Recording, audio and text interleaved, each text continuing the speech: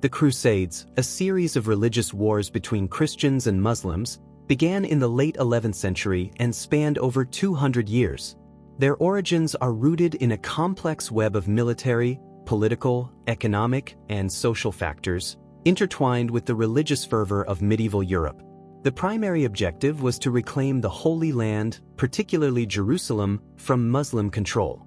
However, the reasons behind the Crusades extended far beyond religious devotion.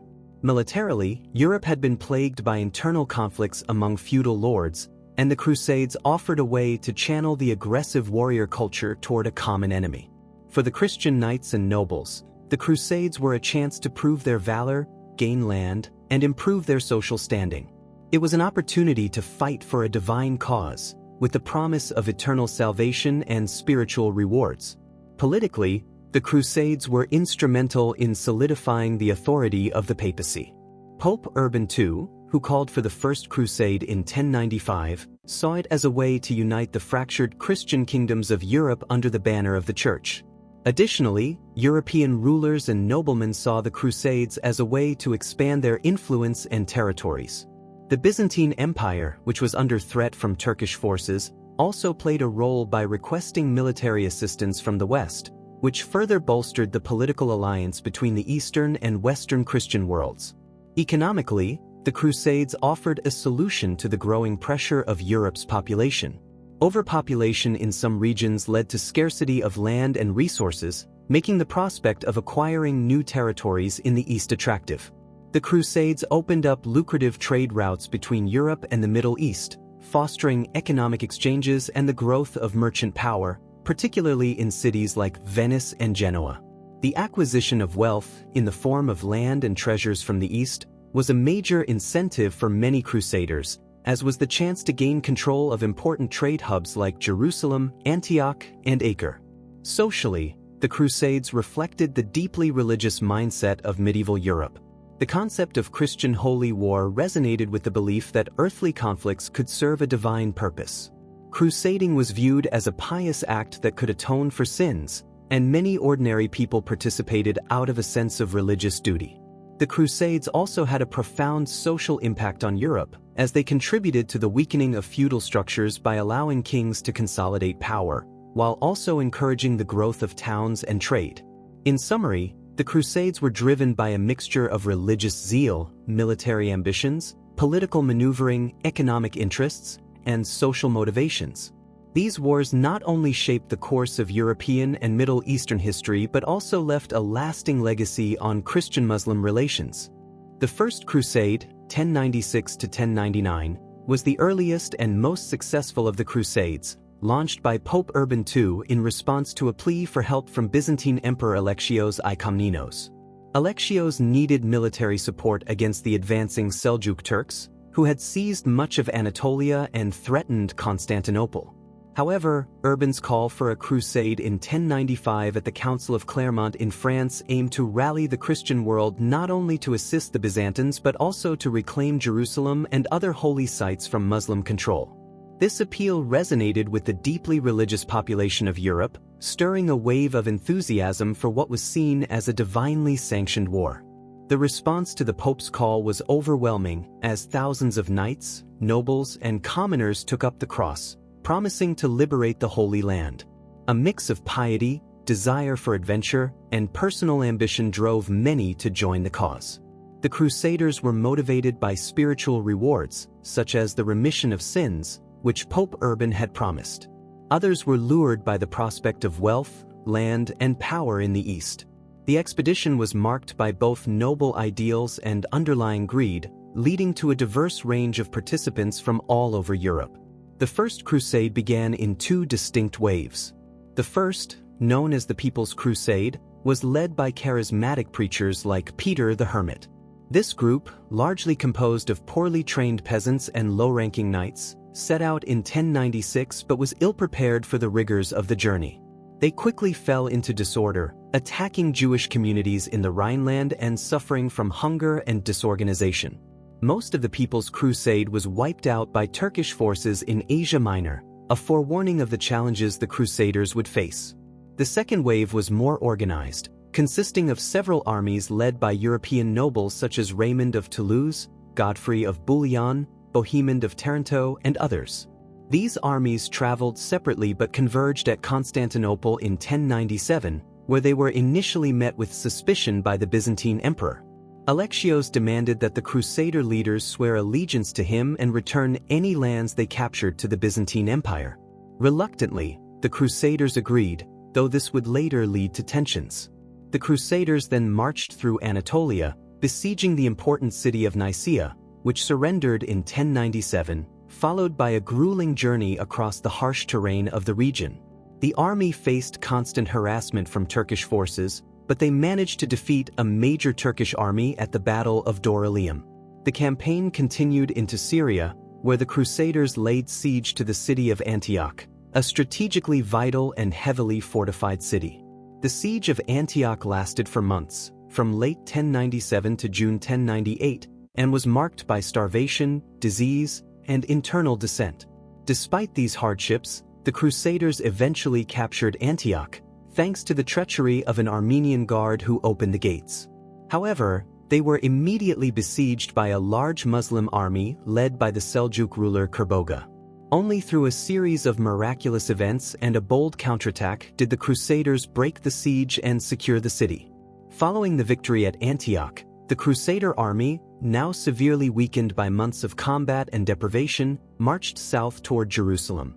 In 1099, they finally arrived at the Holy City, which was controlled by the Fatimid Caliphate.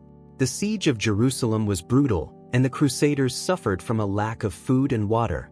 Nevertheless, they stormed the city on July 15, 1099, and after breaching the walls, they unleashed a horrific massacre on the Muslim and Jewish inhabitants of the city. Thousands were slaughtered in a bloody display of religious fervor, and the Crusaders established control over Jerusalem. In the aftermath of the First Crusade, the Crusaders set up a series of Crusader states in the Levant, including the Kingdom of Jerusalem, the County of Edessa, and the Principality of Antioch. These states were often vulnerable to attack and required constant reinforcement from Europe. The success of the First Crusade was seen as miraculous in Europe, and it cemented the idea of holy war as a legitimate tool for expanding Christian influence. However, it also deepened the divide between the Christian and Muslim worlds, sowing the seeds for future conflicts. The First Crusade was thus a remarkable achievement, both in terms of military conquest and religious fervor. It demonstrated the power of the papacy to mobilize the Christian world for a common cause, while also exposing the complex motivations and brutal realities of crusading warfare. It established the precedent for future crusades, which would continue for centuries, but none would match the unexpected success and lasting impact of the First Crusade. The Second Crusade, 1147 to 1149, was launched in response to the fall of the County of Edessa, the first of the Crusader states established during the First Crusade. Edessa had been a key stronghold in the northern part of the Crusader-controlled Levant, and its capture by Muslim forces under Zengi, the ruler of Mosul, in 1144 sent shockwaves through Europe. The loss of Edessa highlighted the fragility of the Crusader states and the growing strength of Muslim powers in the region. This prompted calls for a new crusade, led by European monarchs, to reclaim lost territories and strengthen Christian positions in the Holy Land. Pope Eugenius III issued the call for the Second Crusade in 1145, and it was enthusiastically promoted by Bernard of Clairvaux, a highly influential Cistercian monk. Bernard's preaching inspired many to take up the cross, and his involvement helped frame the Second Crusade as a pious and necessary act of Christian defense. Unlike the First Crusade, which was largely led by noblemen, the Second Crusade would be spearheaded by kings, Louis VII of France and Conrad III of Germany. This royal leadership gave the expedition a greater sense of legitimacy and organization, but it also led to internal rivalries and logistical challenges. The armies of France and Germany set out on separate routes to the Holy Land, both choosing to pass through Byzantine territory, which led to complications. Emperor Manuel I Komnenos of Byzantium, wary of the intentions of the Crusaders, did not provide them with the support they had hoped for. Tensions rose between the Crusaders and the Byzantines, who feared that the Western armies might turn against Constantinople, as had happened during the First Crusade. Manuel also secretly negotiated with the Seljuk Turks, further straining relations between the Crusaders and the Byzantines. Conrad III's German forces were the first to face significant difficulties. As they marched through Anatolia, they were ambushed and heavily defeated by the Seljuk Turks at the Battle of Dorylaeum in late 1147. The German army suffered severe losses, and Conrad himself was wounded. After this crushing defeat, Conrad and the remnants of his army joined forces with Louis VII's French contingent, but the combined army fared little better. The French also faced constant harassment from Turkish forces, and by the time they reached the coast, both armies had been significantly weakened by casualties, disease, and desertion. Upon arriving in the Levant, the Crusaders found that their original goal of recapturing Edessa was no longer feasible. The city had been thoroughly destroyed by Zengi's forces, and the surrounding Muslim powers were too strong for a direct attack. Instead, the Crusaders turned their attention to Damascus, an important Muslim city allied with the Crusader Kingdom of Jerusalem at the time. The decision to attack Damascus was controversial, as it strained the already fragile alliances between the Crusaders and certain Muslim rulers. Nevertheless, in 1148, the Crusaders launched a siege of Damascus, hoping to capture the city and use it as a base of operations in the region. The siege of Damascus quickly turned into a disaster. The Crusaders initially had some success, positioning themselves in the orchards outside the city and preparing for a prolonged assault. However, poor coordination between the French and German contingents, as well as between the Crusader leaders and the local Christian rulers of Jerusalem, led to confusion and indecision. The Muslim defenders of Damascus, bolstered by reinforcements from Nur ad-Din, the son of Zengi, mounted a fierce counterattack, forcing the Crusaders to withdraw after just a few days. The failure to capture Damascus shattered the hopes of the Second Crusade, and the disillusioned Crusader armies soon disbanded.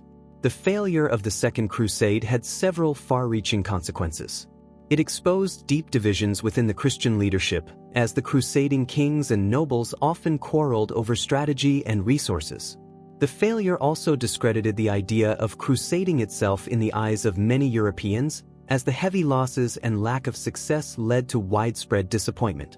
Bernard of Clairvaux, who had been one of the most vocal proponents of the Crusade, was particularly dismayed by its outcome, and he faced criticism from those who had once heeded his call.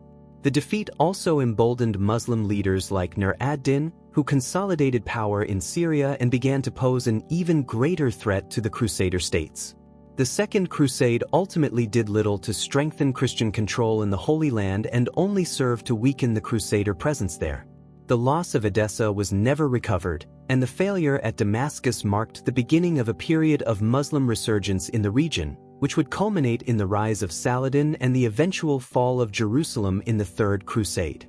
In summary, the Second Crusade was an ill-fated and poorly executed campaign, marred by internal divisions, logistical challenges, and strategic miscalculations.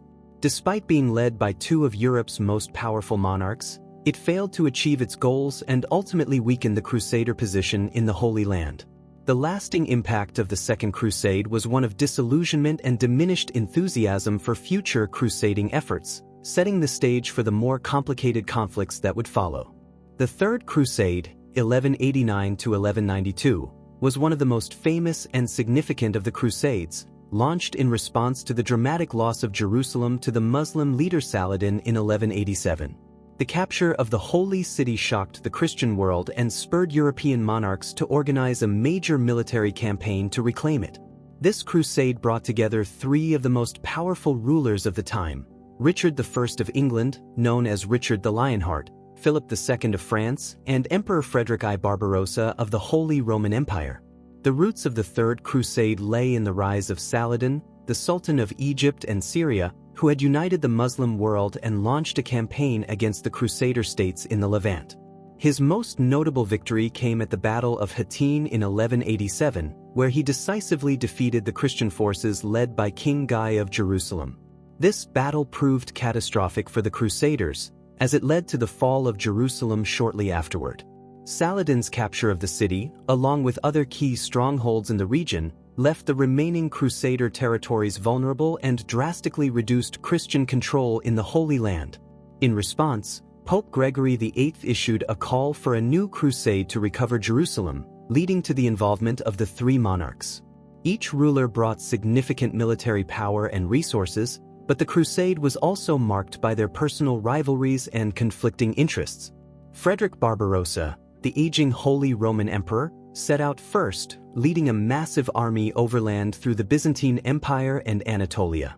However, tragedy struck when Frederick drowned while crossing a river in 1190. His death caused the disintegration of the German army, as many of his troops returned home, while others continued under weaker leadership. The death of Barbarossa left the leadership of the Third Crusade primarily in the hands of Richard I of England and Philip II of France, both of whom opted to travel by sea. Philip and Richard were longtime rivals, and their tense relationship would affect the course of the crusade. They arrived in the Holy Land separately, but both kings initially focused on the strategic city of Acre, which was under Muslim control. The siege of Acre, which had begun in 1189, was a grueling and drawn-out battle, but the combined forces of the Crusaders eventually captured the city in 1191. The fall of Acre was a major victory and a crucial foothold for the Crusaders, as it provided them with a base of operations. After the capture of Acre, tensions between Richard and Philip escalated. Philip, who had become increasingly frustrated with Richard's dominant role in the crusade and his own poor health, decided to return to France in August 1191, leaving Richard to lead the campaign alone. Richard proved to be a brilliant military commander, and his leadership revitalized the Crusader forces. He earned a reputation for courage and tactical skill, especially in his encounters with Saladin. One of his most notable victories came at the Battle of Arsuf in September 1191, where Richard defeated Saladin's forces in open battle, showcasing his prowess as a warrior and leader. Despite these successes, the ultimate goal of recapturing Jerusalem remained elusive. Richard led his army toward the Holy City twice, but on both occasions he was forced to turn back due to logistical difficulties, the harsh conditions of the desert, and concerns over the security of his supply lines. Saladin, although unable to defeat Richard in battle, was skilled in harassing the Crusader forces and defending Jerusalem through attrition and strategic maneuvering. The Muslim leader's resilience and ability to maintain control over the city, despite his losses on the battlefield, proved a significant challenge for Richard. By 1192, both sides were weary from the prolonged conflict, and neither had achieved a decisive victory. Richard, facing increasing pressure to return to England to deal with political issues at home, including the threat of rebellion from his brother John, began negotiating with Saladin. The two leaders came to respect each other as worthy adversaries, and their negotiations led to the Treaty of Jaffa in September 1192. Under the terms of the treaty, the Crusaders retained control of the coastal city of Acre and a strip of land along the Mediterranean coast, while Saladin remained in control of Jerusalem. However, Christian pilgrims were granted safe passage to visit the holy sites in Jerusalem, preserving access to the city for the faithful. The Third Crusade, while failing to recapture Jerusalem, was considered a partial success. Richard's military achievements helped stabilize the remaining Crusader states, particularly by securing key cities like Acre and Jaffa, and his campaigns against Saladin's forces restored some of the Christian position in the region. However, the failure to reclaim Jerusalem remained a disappointment to many in Europe, and the desire to retake the city would fuel future crusading efforts. The legacy of the Third Crusade was marked by the larger-than-life figures of Richard the Lionheart and Saladin, both of whom became legendary in their respective cultures. Richard's reputation as a valiant Crusader king and skilled warrior was cemented during this campaign, while Saladin's image as a chivalrous and formidable Muslim leader endured in both the Christian and Islamic worlds. The Third Crusade also highlighted the deep divisions among the European powers, as the rivalry between Richard and Philip reflected broader political tensions that would continue to affect the future of European diplomacy. In the end, the Third Crusade did not achieve its ultimate goal of recapturing Jerusalem, but it preserved Christian presence in the Holy Land for the time being and set the stage for further attempts to reclaim the Holy City in subsequent Crusades. The uneasy peace that followed would last only a few years, as conflicts between Christians and Muslims in the region would soon reignite. The Fourth Crusade, 1202 to 1204, was originally intended to reclaim Jerusalem from Muslim control, but it ended in a shocking diversion that resulted in the sacking of Constantinople, the capital of the Byzantine Empire, by the Crusaders. The Crusade is notorious for its betrayal of Christian unity and is often seen as a significant turning point in the history of the Crusades. The origins of the Fourth Crusade began with Pope Innocent III, who ascended to the papacy in 1198 and was determined to launch a new crusade to recover Jerusalem, which had remained under Muslim control despite the efforts of the Third Crusade. Innocent's vision for the Fourth Crusade was to mobilize European forces and direct them toward Egypt, which was seen as the key to defeating the Muslims and opening the way to the Holy Land. However, from the outset, the crusade faced major logistical and financial challenges. Unlike previous crusades, the leaders of the Fourth Crusade lacked the support of powerful monarchs. Instead, it was primarily led by French nobles, including Boniface of Montferrat and Baldwin of Flanders. These leaders contracted with the Republic of Venice to provide a fleet of ships to transport the Crusader army to the eastern Mediterranean. However, when the Crusaders arrived in Venice in 1202, they were unable to pay the full amount owed for the fleet. This financial shortfall set off a chain of events that would ultimately derail the crusade from its original purpose. To settle their debt with Venice, the Crusaders agreed to help the Venetians capture the city of Zara, modern-day Zadar, a Christian city on the Dalmatian coast that had rebelled against Venetian control.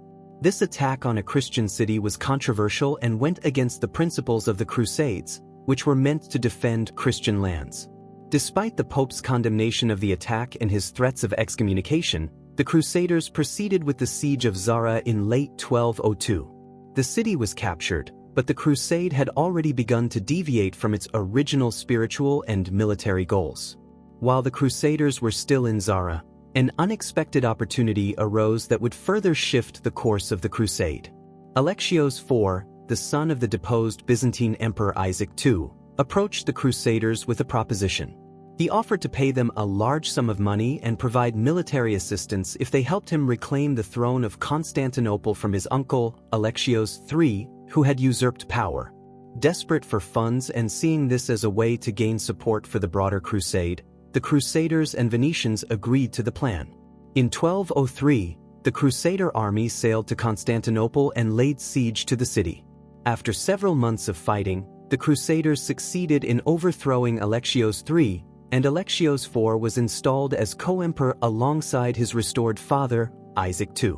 However, Alexios IV was unable to fulfill his promises to the Crusaders, as the Byzantine treasury was depleted, and his attempts to raise money sparked resentment among the people of Constantinople. This unrest led to the murder of Alexios IV in 1204, and a new ruler, Alexios V, took power, determined to resist the Crusaders. Angered by the betrayal and the loss of their promised payment, the Crusaders resolved to take Constantinople by force. In April 1204, they launched a second assault on the city, and after fierce fighting, they succeeded in breaching its defenses. The fall of Constantinople was followed by a brutal and chaotic sack, during which the Crusaders looted churches, palaces, and homes. Priceless relics and treasures were stolen, many of which were taken back to Western Europe. The Crusaders also committed acts of violence against the city's inhabitants, including widespread murder, rape, and destruction. The sack of Constantinople was one of the most devastating events in Byzantine history and had long-lasting consequences. The city, which had been the heart of Eastern Orthodox Christianity, was left in ruins, and its population was decimated. The Crusaders and Venetians divided the spoils of war and established the Latin Empire of Constantinople, with Baldwin of Flanders being crowned as the new emperor. This marked the beginning of a period of Western control over Constantinople, which lasted until 1261, when the Byzantines were able to reclaim the city. However, the Byzantine Empire never fully recovered from the sack, and its weakened state made it more vulnerable to future invasions, particularly from the Ottoman Turks. The Fourth Crusade is widely regarded as a disaster for Christendom. It failed to achieve its original objective of reclaiming Jerusalem, and instead, it deepened the divide between the Roman Catholic and Eastern Orthodox churches. The attack on Constantinople was seen as a betrayal by the Byzantine Christians, who had been viewed as potential allies in the struggle against Muslim forces. The breach of Christian unity was profound, and the effects of this division are still felt today. For Pope Innocent III, the outcome of the Fourth Crusade was a bitter disappointment.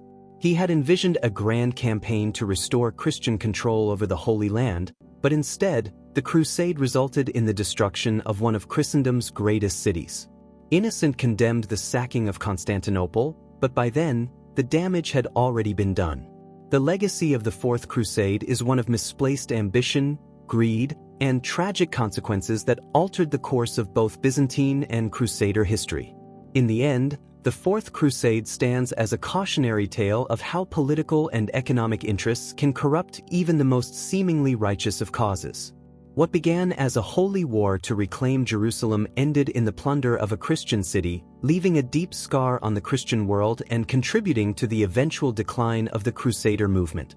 The Fifth Crusade, 1217 to 1221, was an ambitious attempt by European forces to recapture Jerusalem by first conquering Egypt, which was seen as the key to regaining control of the Holy Land. The crusade was called for by Pope Innocent III, who, despite the disastrous outcome of the Fourth Crusade, remained determined to restore Christian dominance over Jerusalem. After Innocent's death in 1216, his successor, Pope Honorius III, continued to promote the crusade, gathering support from across Europe. The strategy for the Fifth Crusade was different from previous ones. Rather than focusing directly on Jerusalem, the Crusaders aimed to weaken the Muslim forces by attacking Egypt, specifically targeting the city of Damietta on the Nile River. Damietta was considered a vital gateway to the rest of Egypt, and its capture was seen as a way to cut off the supply routes to Jerusalem.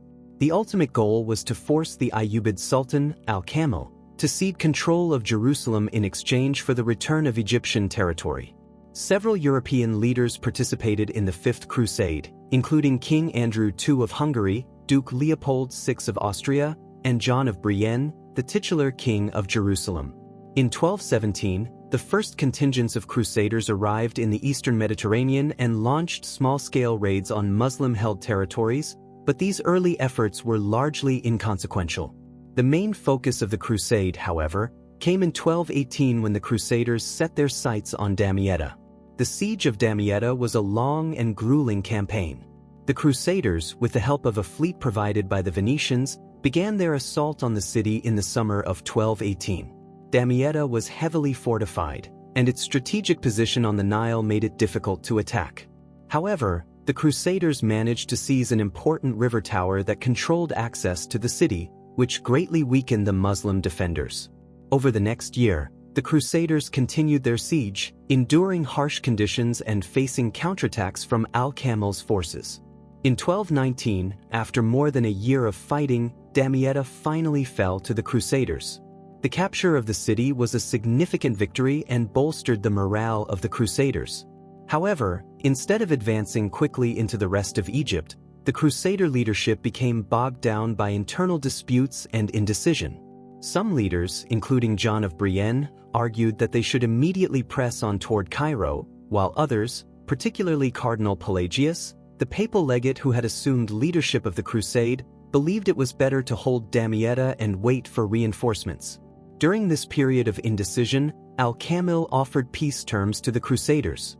He proposed to surrender Jerusalem and much of the Holy Land in exchange for the return of Damietta and a ceasefire.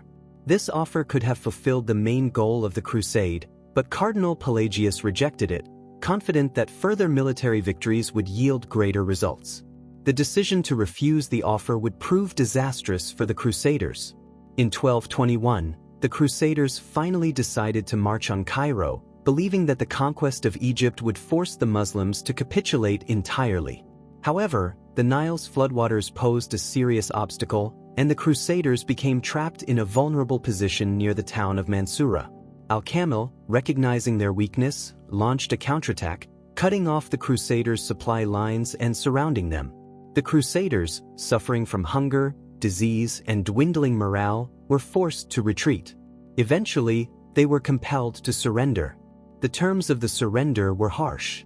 In exchange for their lives, the Crusaders were forced to relinquish control of Damietta and withdraw from Egypt. This marked the end of the Fifth Crusade, which had failed to achieve its goals despite the initial success in capturing Damietta. The failure of the crusade was a major blow to the Christian forces and exposed the deep divisions within the Crusader leadership, as well as the challenges of coordinating a large, multinational army in unfamiliar and hostile territory. The aftermath of the Fifth Crusade left the Crusader states in the Levant vulnerable and demoralized. The failure to capitalize on the capture of Damietta and the rejection of Al-Kamil's peace offer were seen as missed opportunities, and many in Europe questioned the wisdom of continuing the crusading movement. However, the desire to reclaim Jerusalem remained strong, and the failure of the Fifth Crusade would soon lead to new attempts to recover the Holy Land, most notably in the Sixth Crusade, led by Emperor Frederick II. In conclusion, the Fifth Crusade was a costly and ultimately unsuccessful campaign. Its leader's strategic decision to focus on Egypt initially seemed promising, but internal divisions, poor planning, and missed opportunities led to its failure. The refusal of Al-Kamil's offer to return Jerusalem in exchange for Damietta remains one of the most significant miscalculations of the Crusade, and the subsequent defeat at Mansoura underscored the difficulties of waging war in Egypt. The Fifth Crusade demonstrated the growing complexity and challenges of the Crusader movement as it faced increasingly capable Muslim opponents and the limitations of European military power in the Eastern Mediterranean. The remaining Crusades after the Fifth were a series of varied and complex campaigns, each with its own distinct goals, leaders, and outcomes, but none managed to recapture Jerusalem or achieve significant long-term success. The Sixth Crusade, 1228 to 1229, was unusual in that it involved relatively little fighting. It was led by Emperor Frederick II of the Holy Roman Empire, who had long delayed fulfilling his crusading vows, earning him repeated excommunications by the papacy. Frederick finally embarked on the crusade after negotiating a truce with the Pope. Rather than relying solely on military force, Frederick employed diplomacy to achieve his aims. He struck a deal with the Ayyubid Sultan Al-Kamil, the same ruler who had faced the Fifth Crusade, and in 1229, Frederick successfully negotiated the return of Jerusalem to Christian control without any significant battle. Under the terms of the treaty, Christians regained Jerusalem, Bethlehem, and Nazareth, while Muslims retained control over the Al-Aqsa Mosque and the Dome of the Rock. Frederick crowned himself King of Jerusalem, but his diplomatic victory was controversial in Europe, especially with the Pope, who remained hostile toward him. The Sixth Crusade temporarily restored Christian control over Jerusalem, but it did not last long, as Muslim forces recaptured the city in 1244. The Seventh Crusade, 1248 to 1254, was led by King Louis IX of France, one of the most devout and idealistic of the Crusader kings. After the loss of Jerusalem in 1244, Louis took up the cross and gathered a large army, once again targeting Egypt as the key to controlling the Holy Land. Louis's forces landed in Egypt in 1249 and quickly captured the port city of Damietta, but, like the Fifth Crusade, his campaign faltered after an ill-fated attempt to march on Cairo. At the Battle of Mansoura in 1250, the Crusaders were decisively defeated by the Mamluks, the new ruling power in Egypt, and Louis himself was captured. He was eventually ransomed for a large sum of money, and although he remained in the region for several more years, his efforts failed to achieve significant victories. The Seventh Crusade ended with the Crusaders withdrawing from Egypt in defeat, and Louis returned to France disheartened but still committed to the crusading cause. The Eighth Crusade, 1270, was also led by Louis IX, who, despite the failure of the Seventh Crusade, remained determined to fight for the Christian cause. This time, rather than targeting Egypt, Louis set his sights on Tunis in North Africa, believing that it would be a more strategic base for future campaigns against Muslim forces in the Levant. However, the expedition quickly turned into a disaster. Soon after landing in Tunis, Louis's army was struck by a severe outbreak of disease, and Louis himself died of dysentery in August 1270. His death effectively ended the Eighth Crusade, which accomplished nothing of significance. Louis was later canonized as a saint for his piety and devotion to the crusading cause, but his two campaigns were ultimately failures. The Ninth Crusade, 1271 to 1272, sometimes considered the last of the major crusades, was led by Prince Edward of England, Later King Edward I. Edward had initially joined Louis IX's Eighth Crusade but continued on to the Holy Land after Louis's death, hoping to achieve some success in the region. Although Edward's forces managed to win a few skirmishes against the Mamluks, his campaign was too small and lacked sufficient resources to make any lasting impact. After surviving an assassination attempt, Edward decided to return to England to address political issues at home, and the Ninth Crusade ended in failure, like the previous ones. By this time, the Crusader states were in terminal decline, and in 1291, the Mamluks captured Acre, the last major Christian stronghold in the Holy Land, effectively ending the Crusader presence in the region. In addition to these major crusades, there were several smaller and more localized campaigns that are sometimes included in the broader history of the Crusades. For example, the so-called Children's Crusade of 1212 was a disastrous movement in which thousands of children and young people, inspired by religious fervor, set out to peacefully reclaim the Holy Land. This movement, which lacked any official backing or military leadership, ended in tragedy, as many of the children died or were sold into slavery along the way. There were also the Crusades of the Baltic and Northern regions, known as the Northern Crusades, which were aimed at converting the pagan populations of Eastern Europe to Christianity. These campaigns, primarily led by the Teutonic Knights and other military orders, focused on the conversion and subjugation of the Baltic peoples and were more successful than the Crusades in the Holy Land in terms of achieving their objectives. By the 13th century, much of the Baltic region had been Christianized, though the methods were often violent and coercive. The Albigensian Crusade, 1209 to 1229, was another notable campaign, launched not against Muslims but against the Cathar heretics in southern France. This crusade was part of the broader effort to suppress heresy in Europe and was marked by extreme brutality. The Cathars were viewed as a threat to the authority of the Catholic Church, and their persecution during the Albigensian Crusade resulted in the near-total eradication of their religious movement. Overall, the later Crusades were marked by a series of failures and diminishing returns. The initial fervor of the crusading movement, which had been fueled by religious zeal, political ambition, and the lure of wealth, gradually waned as successive campaigns ended in defeat or achieved only temporary gains. By the end of the 13th century, the Crusader states in the Levant had been wiped out, and the era of large-scale crusades came to an end. However, the legacy of the Crusades continued to shape relations between Christians and Muslims for centuries and remains a significant chapter in the history of medieval Europe and the Middle East.